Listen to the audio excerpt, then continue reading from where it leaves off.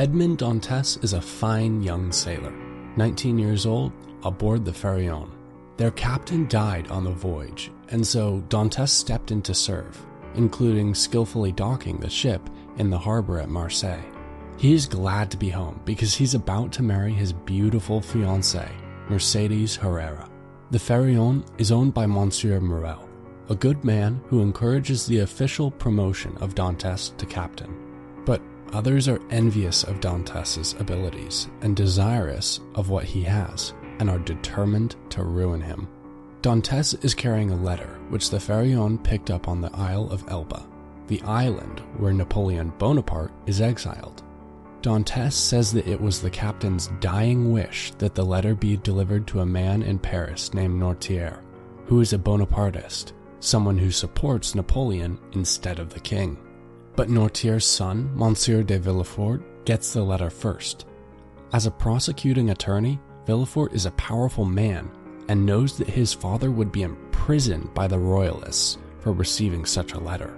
Villefort is determined to make both the letter and Dantes disappear. Dantes has gathered with the crew of the Pharaon in a tavern to celebrate being named her captain. But before the announcement can be made, Dantes is arrested. Villefort charges him with treason for possessing a letter from a Bonapartist and orders him to be confined to the notorious, inescapable prison called Chateau. Dantes is locked into a tiny dungeon cell. While he is there, his friend, Monsieur Morel, tries to get him out of prison at great risk to himself. Napoleon is defeated at Waterloo. King Louis returns to the throne, and Dantes' fiancée, Mercedes, is heartbroken. But Dantes knows nothing of the world outside. He's just trying to stay alive and sane. One day, Dantes hears a scratching from the wall. Another prison, an old man named Abbé Faria, is trying to dig out. Abbé soon becomes Dantes' good friend. The two dig for years. Abbé teaches Dantes history, literature, science, and languages, and says he knows of a huge fortune hidden in a cave on a small island called Monte Cristo.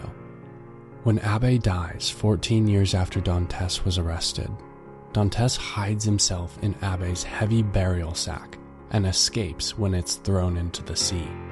He's picked up by a smuggler's ship, and when the ship arrives at Monte Cristo, he actually does find the fabulous treasure Abbé told him about. Now extremely wealthy, Dantes begins calling himself the Count of Monte Cristo. He has two goals: reward those who helped him and take painful vengeance on those who harmed him. He buys his own ship and begins searching out those responsible for putting him in prison. The Count begins learning what happened while he was in Chateau and finds he was framed by enemies who were envious of his abilities and possessions. The conspiracy was started by Monsieur Danglars, who is the purser on board the Pharaon.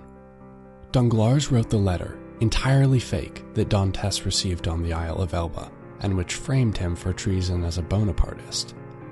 Danglars has become rich by stealing and embezzling from banks and charities. The second conspirator, the one who actually sent the letter to the Isle of Elba for Dantes to eventually receive, was Fernand Mondego. He was in love with Dantes' fiancée, Mercedes Herrera, and hoped to marry her himself. And eventually, he did. For after Dantes was imprisoned, Mercedes lived with Dantes' aging father and cared for him. But when the father died, she had nowhere to go and had little choice but to marry. Fernand amassed a great fortune out of smuggling, slavery, and other crimes. The third conspirator is Gaspard, who helped write the incriminating letter. He once demanded that Dantes' father immediately pay a debt in full, even though it left the aging man with next to nothing. The final enemy is Monsieur Villefort, whom Dantes now knows had him falsely accused and imprisoned for treason. But now Villefort is Deputy Minister of France, the most powerful law enforcement office in the nation.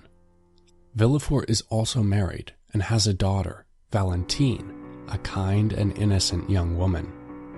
For Baron Danglars, the Count orders him kidnapped and held until he is forced to spend all the money he stole and is ruined financially.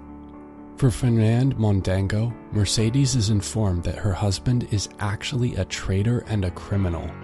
She finally leaves him and goes to live peacefully in the home that once belonged to Edmond Dantès' father. When Fernand finds that his wife and son have deserted him, he shoots himself. For Gaspard, who continues to commit robbery and murders for personal gain, and even one night tries to rob the Count's house, the Count reveals his own true identity just as he is killed by an accomplice. The revenge on Villefort is more complex. The Count has learned of a past love affair Villefort had with a woman who later became the Baroness Danglars.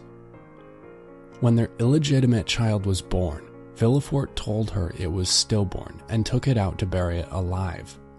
But he was stopped, and the child, Benedito, survived.